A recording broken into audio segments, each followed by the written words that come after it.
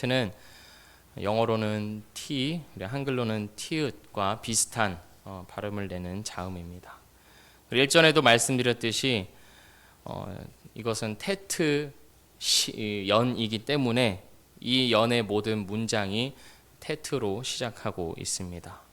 그리고 테트로 시작하는 단어도 많이 사용되었는데 그중 대표적인 것이 바로 토브라는 단어입니다. 토브는 좋은이라는 뜻입니다. 그래서 처음 두 행에서 65절, 66절에서 이 토브가 사용되고 있고 마지막 두 행 71절, 72절에서도 토브가 사용되고 있습니다. 그리고 사행인 68절에서도 두 번 사용되고 있습니다. 각 행마다 품사는 조금씩 다르지만 어쨌든 총 6번이나 사용된 이 토브라는 단어가 이 시의 전체적인 구조를 형성하고 있고 주제를 나타내주고 있습니다. 그래서 토브, 좋은, 좋다. 이 9번째 연은 좋은 것에 관한 시입니다. 좋은 것을 싫어하는 사람은 없습니다. 우리는 우리 삶에 좋은 것들이 있기를 바랍니다. 좋은 것을 소유하고 싶고 좋은 것을 누리고 좋은 것을 나누고 우리 삶 전체가 좋기를 바랍니다. 우리의 열망일 뿐만 아니라 온 인류의 소원일 것입니다. 그런데 문제는 뭐가 좋은 것이냐 하는 것입니다. 대부분의 사람들이 생각하는 좋은 것과는 달리 시편 119편의 시에는 좋은 것에 관한 관점이 조금 다르다는 것을 오늘 시를 통해서 확인할 수 있습니다. 시에는 65절에서 이렇게 고백합니다. 여호와여 주의 말씀대로 주의 종을 선대하셨나이다.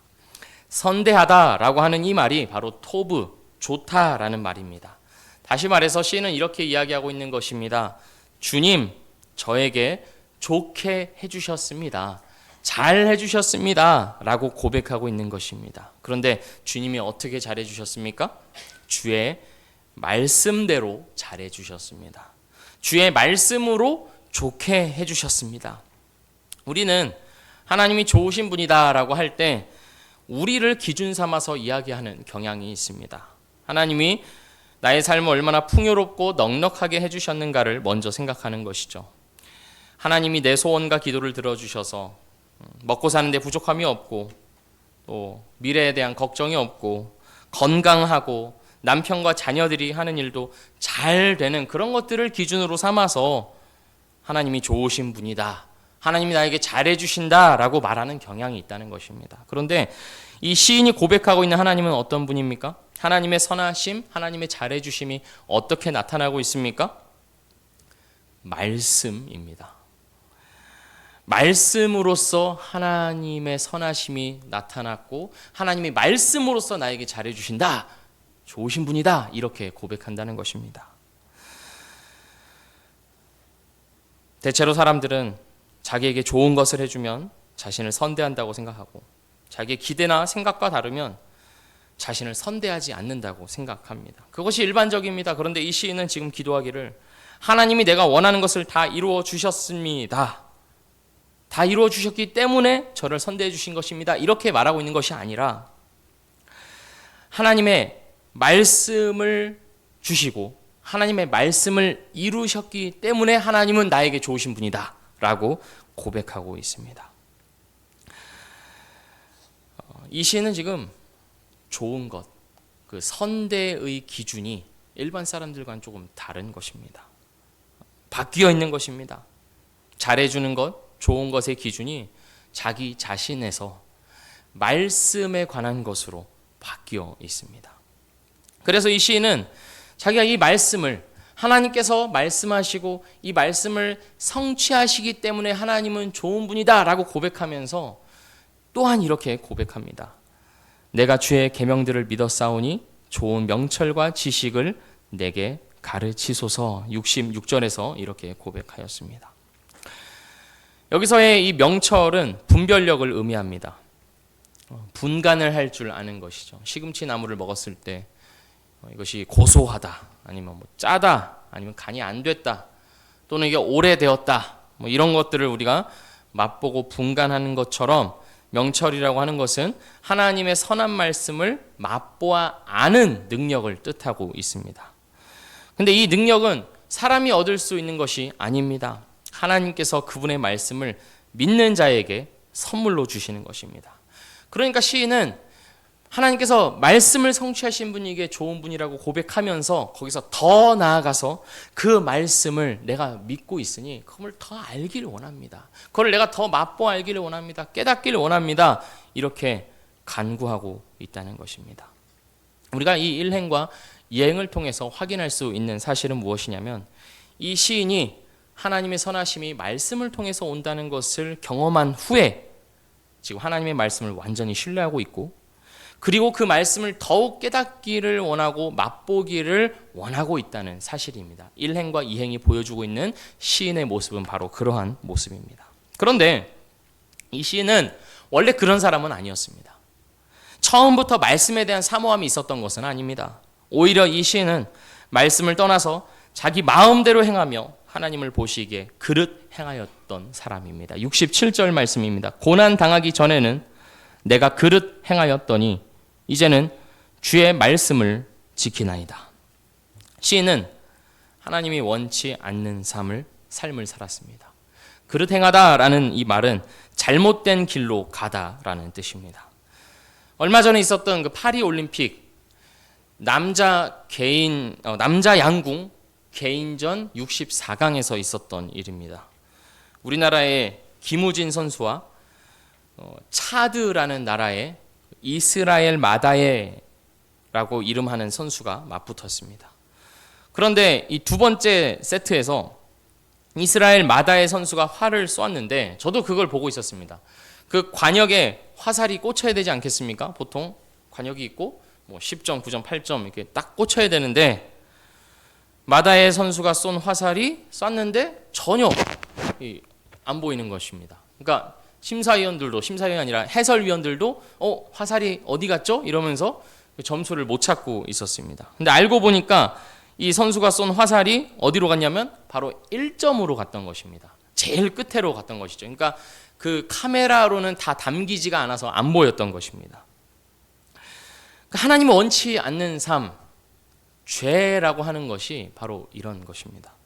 죄의 원어적인 의미는 관역에서 벗어나다라고 하는 의미를 갖고 있습니다. 하마르티아라고 하는데요. 화살을 쏘았으면 그 화살이 목표점이었던 그 관역을 향하여서 정확하게 날아가야 하고 똑바로 꽂혀야 하는데 다른 곳으로 향하고 있는 것이 바로 죄라는 것입니다. 마다의 선수는 그래도 관역을 맞췄습니다. 1점이긴 하지만 아주 다행히 맞히긴 했습니다. 그런데 죄는 무엇입니까? 하나님이 원하시는 뜻과 방향으로 나아가지 않고 자신의 생각에 옳은 대로, 자신의 마음에 좋은 대로 자기의 욕망을 채우면서 살아가는 것이 바로 죄입니다. 하나님께서 화살을 쏘았는데 하나님께서 의도하신 그 관역, 목적지에서 전혀 찾아볼 수가 없는 것입니다. 하나님께서 우리 인생 가운데 목적한 바가 있는데 그 목적에 전혀 이르지 못하는 것, 그것이 바로 죄입니다. 이 시인이 바로 그러한 삶을 살았습니다. 구체적으로 어떤 상황이었는지는 알 수 없지만 분명한 것은 이 시인은 하나님을 떠나 살았다는 것입니다.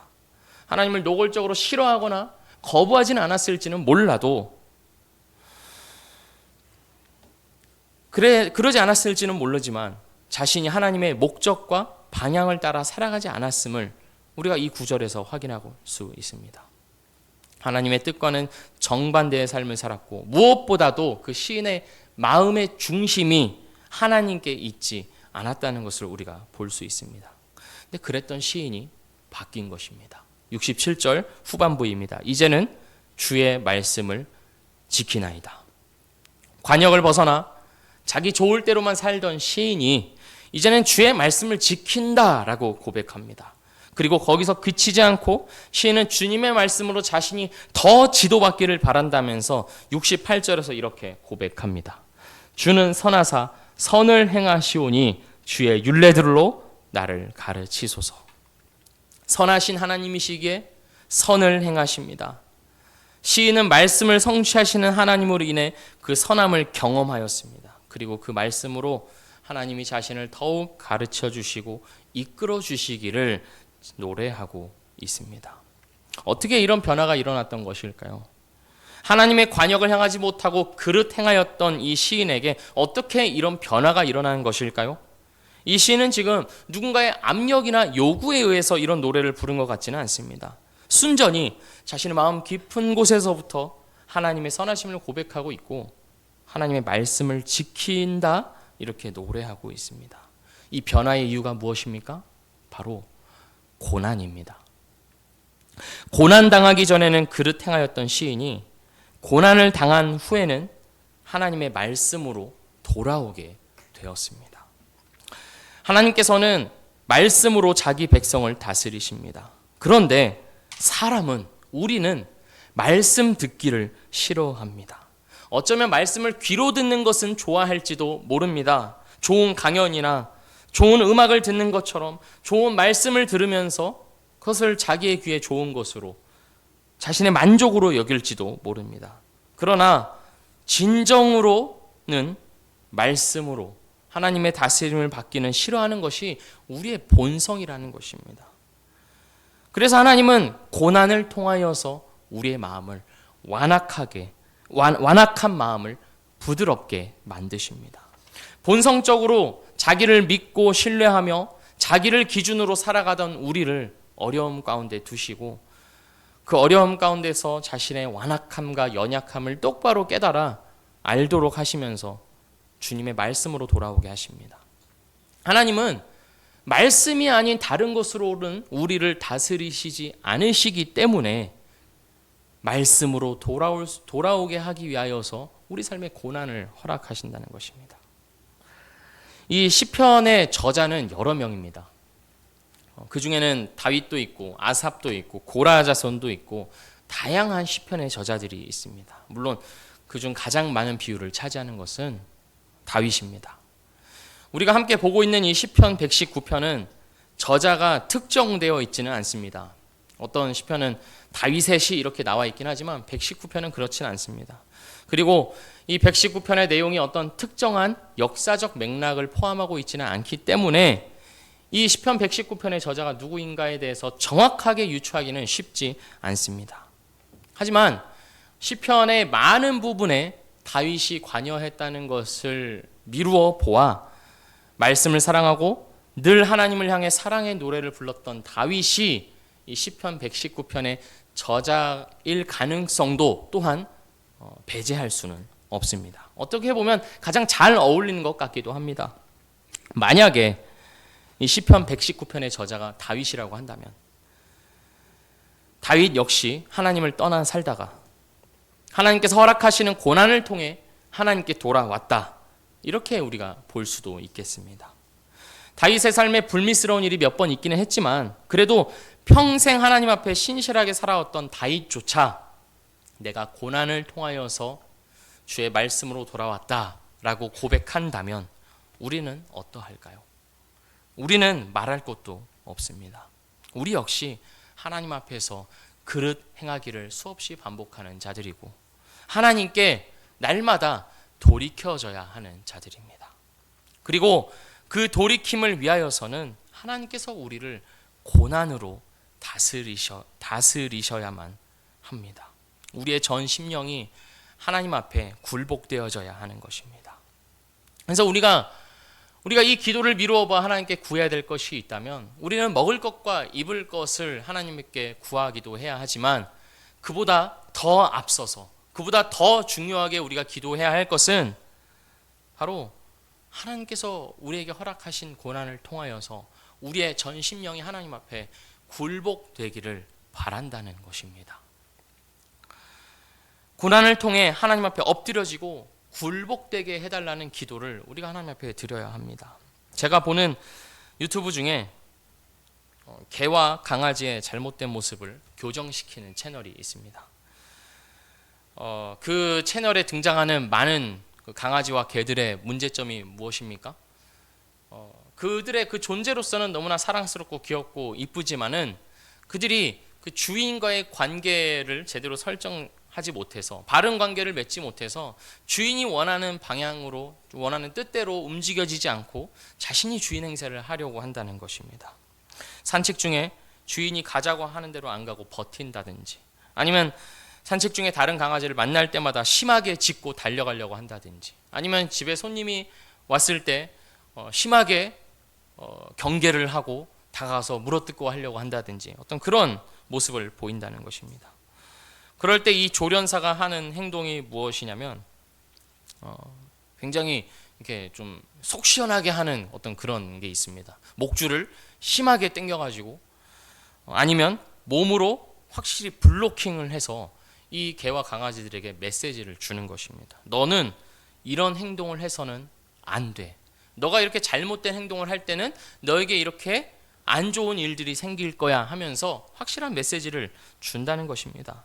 그리고 그 메시지를 통해서 변화된 개와 강아지의 모습을 그 주인들이 현장에서 보고 매우 신기해하고 또 만족해합니다.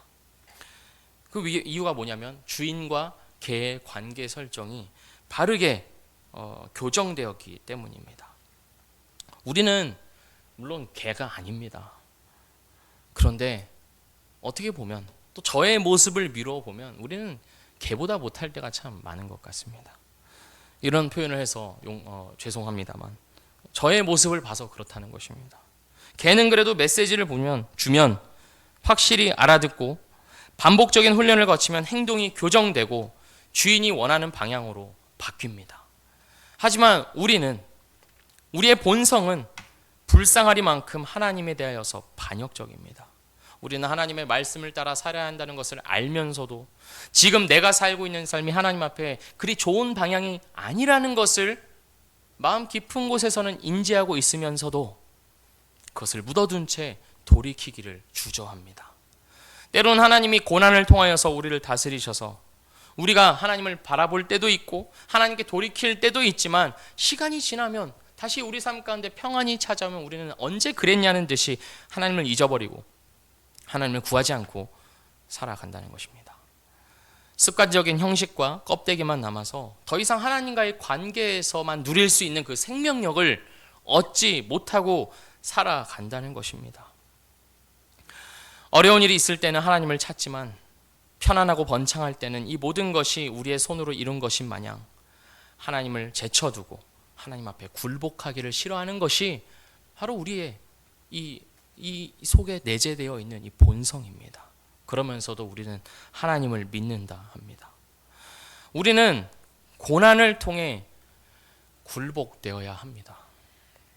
우리의 마음이 하나님 앞에 제대로 굴복되지 않는다면 우리에게는 더 많은 고난이 필요합니다. 고난이 아니고서는 병들고 썩어버린 우리의 심령이 치유될 방법이 없기에 고난이 아니면 우리는 언제나 하나님 앞에서 못된 짐승짓을 할 수밖에 없기에 우리에게는 고난이 너무나도 필요한 것입니다. 인생을 이만큼밖에 살지 않은 제가 이미 수많은 고난을 겪어오시는 성도님들 앞에서 고난이 더 필요하다고 말하는 것이 참으로 역설적입니다만 오늘 시인의 이 모습을 통해서 확인할 수 있는 것은 고난이야말로 성도의 삶에서 참으로 필요한 것이다 라는 것입니다. 우리가 잘 알고 있는 문학가 셰익스피어는 뜻대로 하세요 라는 그 희극 2막 1장에서 이런 대사를 이렇게 등장인물을 통해서 넣었습니다. 역경은 아주 훌륭한 용도로 사용된다. 마치 두꺼비처럼 보기에 흉하고 독소가 있지만 그 머릿속에 아름다운 보석을 쓰고 있다. 셰익스피어가 하나님에 대한 신앙이 어땠는지는 제가 정확하게 알지 못하겠지만 어쨌든 그 같은 결로 이야기하고 있는 것입니다. 고난이 마치 위장된 축복처럼 우리의 삶을 하나님께로 돌이키게 하는 것입니다. 그래서 이 고난은 하나님이 우리가 그분의 길로 행하기를 원하신다는 가장 실제적인 증거라고 볼 수도 있습니다. 그런 의도가 없으시다면 하나님께서 우리의 삶에 고난을 허락하지 않으시는 것입니다. 고난이야말로 하나님께서 자기의 사랑하는 자녀들에게 주시는 가장 큰 선물 중에 하나인 것입니다. 예레미야가 3장 33절에서 예레미야는 이렇게 기록합니다. 주께서 인생으로 고생하게 하시며 근심하게 하심은 본심이 아니시로다. 그 이후에 그 고난과 근심 이후에 우리로 하여금 만들고자 하는 어떤 그림이 있으시다는 것입니다. 그렇다면 오늘 이 시편 119편에서 시인이 당하고 있는 고난은 무엇이었을까요? 69절, 70절 말씀입니다. 교만한 자들이 거짓을 지어 나를 치려하였사오나 나는 전심으로 주의 법도들을 지키리이다. 그들의 마음은 살쪄서 기름덩이 같으나 나는 주의 법을 즐거워하나이다. 거짓을 지어 친다는 말은 다른 말로는 거짓으로 비방한다는 말입니다. 원어적인 의미로는 회를 바른다라는 의미를 갖고 있습니다. 그러니까 지금 이 시인에 대하여서 공격하는 사람들이 있는데 이 사람들이 하는 일이 뭐냐면 거짓으로 여러 말을 해서 이 시인에게 회를 칠해버린 것입니다. 완전히 다른 모습으로 바꾸어 버린 것입니다. 다른 사람들이 이 시인의 참 모습을 알아볼 수 없게 만들어 놓았습니다. 자기의 머리를 쓰고 인맥을 동원하여서 시인을 이상한 사람으로 만들어 놓은 것입니다. 시인을 공격하는 자들이 어떤 사람인지에 대해서는 70절이 더 자세하게 말해주고 있습니다. 이들은 악인입니다. 이들의 특징은 교만하여서 그 마음이 기름덩이 같습니다. 몸에 비계가 많으면 감각이 둔해집니다. 살이 찌면 그렇다고 하죠. 그처럼 마음이 둔한 것을 이 기름덩이, 비계살에 빗대어 표현하고 있습니다. 살이 처음부터 쪄 있는 사람은 없듯이 사람의 마음이 둔해지는 것도 처음부터 그런 것은 아닙니다. 처음에는 양심의 가책을 한두 번 느끼지만 계속하여 그런 일을 반복하다 보면 양심이 마비되어서 감각이 없는 자처럼 되어버리는 것입니다. 시인은 마음이 비계살처럼 둔해져서 다른 사람을 공격하고 비방하는 것도 아무런 양심의 가책을 느끼지 못하는 자들에 의해서 지금 고난을 당하고 있습니다. 그런데 그런 시인의 입에서 나오는 고백이 무엇입니까? 70절 하반절입니다. 나는 주의 법을 즐거워하나이다. 시인은 거짓으로 자신을 비방하는 악인들을 찾아가서 무엇이 옳고 무엇이 그른 것인지를 따지고 묻지 않았습니다. 어떻게 나한테 그렇게 말할 수 있나느니, 네가 말한 것은 사실이 아니느니 하면서 모든 것을 올바르게 교정하려고 하지 않았습니다. 변호하거나 상황을 바꾸기 위해 애쓰지 않았습니다. 시인이 이 악인들에 대하여서 한 행동은 무엇입니까? 다만 주님의 말씀을 즐거워하는 것이었습니다. 이것이 시인이 자신을 공격하는 악인들에 대한 응답이었습니다. 자신을 공격하는 자들이 있지만 그 공격에 대해서 대응하지 아니하고 주님의 말씀으로 더욱 달려갔습니다.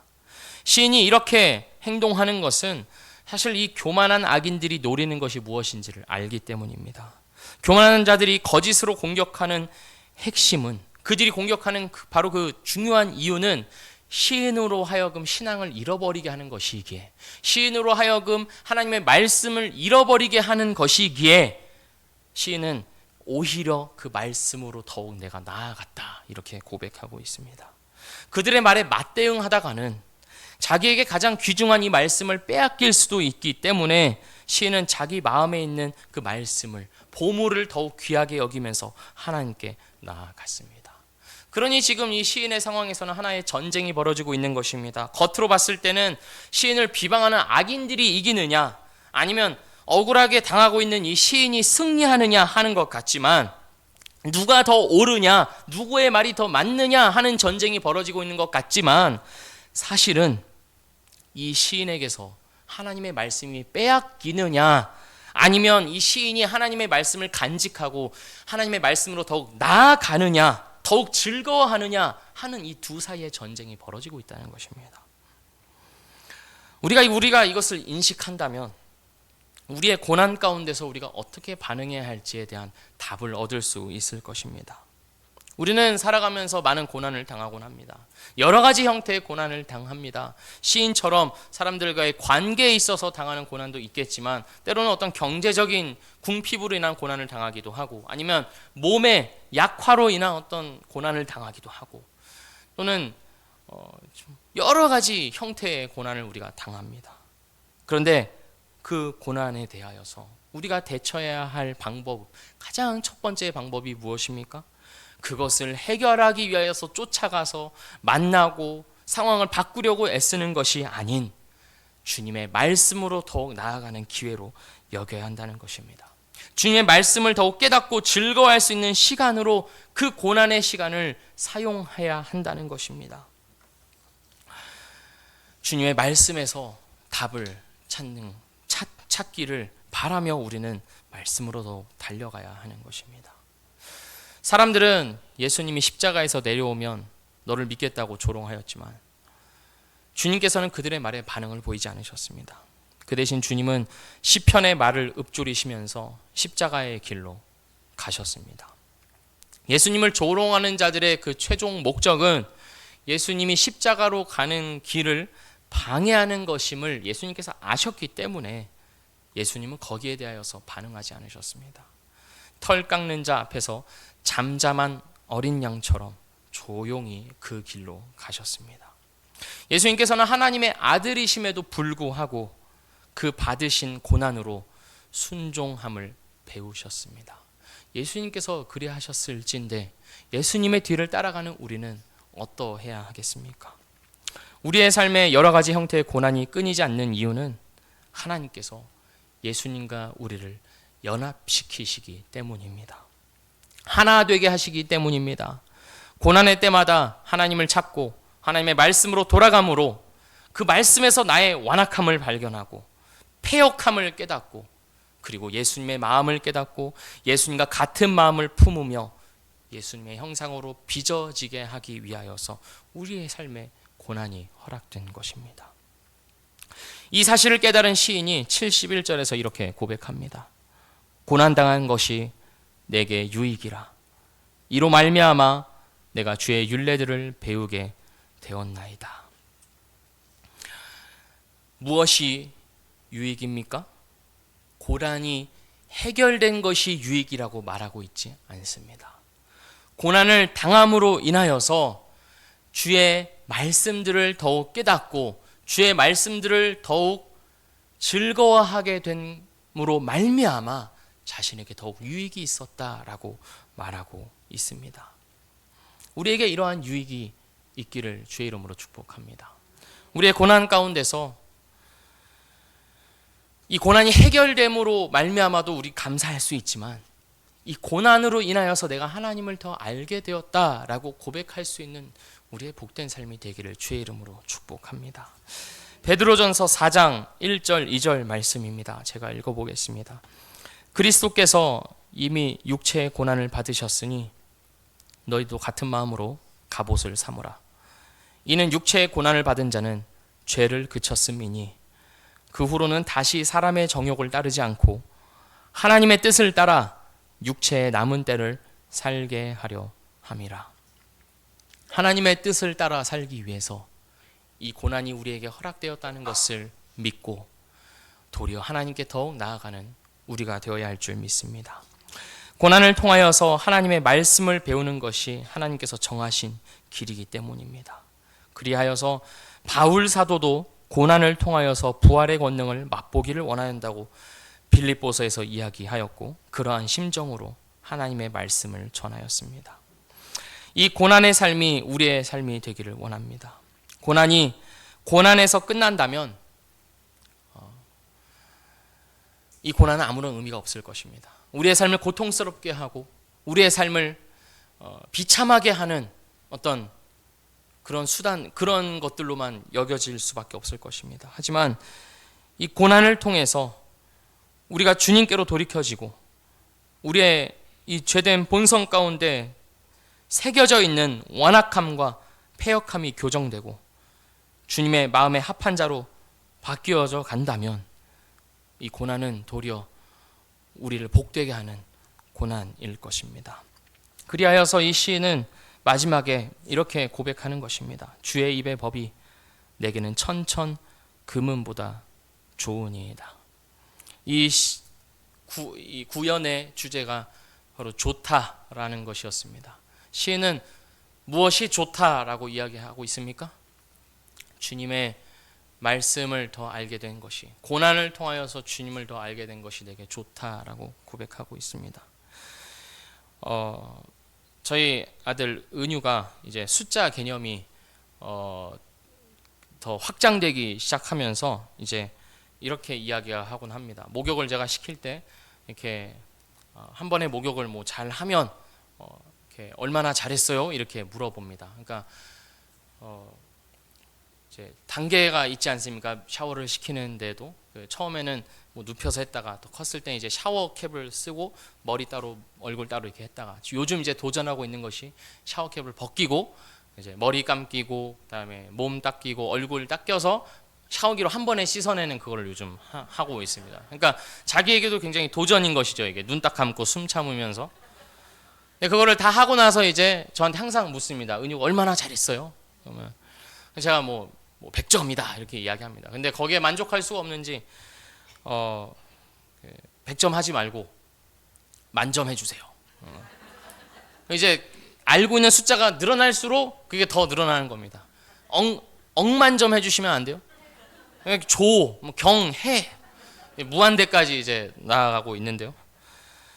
그러니까 참 그 자기의 그 숫자 개념이 확장되어가는 것을 보면서 그 은유를 향한 저의 표현도 더 이렇게 확장되어감을 제가 이렇게 느낄 수 있었습니다. 근데 지금 이 시인이 바로 그러한 표현을 하는 것 같습니다.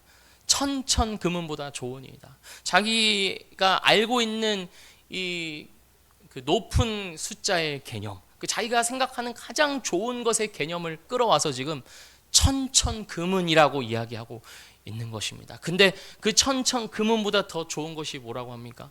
하나님을 알게 된 것이 더 좋습니다라고 고백하고 있는 것입니다. 이러한 고백이 우리의 고백이 되기를 소원합니다. 가장 좋은 것 주님을 아는 것입니다 라고 우리의 삶의 순간순간마다, 그리고 우리의 삶의 마지막 순간까지 고백할 수 있는 우리의 복된 삶이 되기를 주의 이름으로 축복합니다. 네, 기도하겠습니다. 하나님 아버지, 하나님이 우리를 창조하시고 하나님 보시기에 좋았더라라고 말씀하셨습니다. 그러나 우리가 죄로 인하여 타락하고 우리가 하나님의 선하심과 하나님의 인자하심을 의심하여 그릇된 길로 행할 때가 얼마나 많은지요. 그러나 주님, 이 시편의 시인의 고백처럼 하나님을 아는 것이 내게 천천 금은보다 좋으니이다 라고 고백할 때 그 모습이 하나님 보시기에도 참으로 좋으며 하나님께서 우리를 창조하셨을 때 보시기에 참 좋았더라 라고 하는 것과도 마찬가지로 하나님 보시기에 참 좋은 것임을 우리가 오늘 말씀을 통해서 봅니다. 주님, 우리가 하나님 보시기에 좋은 모습으로 만들어져 가게 하여 주시옵소서. 우리의 삶의 조건이 바뀜으로 말미암아, 우리의 상황이 내 눈에 보기 좋은 대로 바뀜으로 말미암아 좋다라고 고백하는 것이 아니라 설령 나의 삶 가운데 내 생각과는 다른 것들이 펼쳐지고 나를 고통스럽게 하고 나를 절망 가운데로 몰아넣는 상황이 있을지라도 그것으로 인하여서 내가 하나님을 더 알게 되니 참으로 좋습니다 라고 고백하는 우리의 삶이 되도록 주님 인도하여 주시고, 때로는 고난도 우리 삶 가운데 더하여 주시옵소서. 우리에게 가장 좋은 일들을 행하시는 주님을 찬양하오며 살아계신 예수 그리스도의 이름으로 기도합니다. 아멘.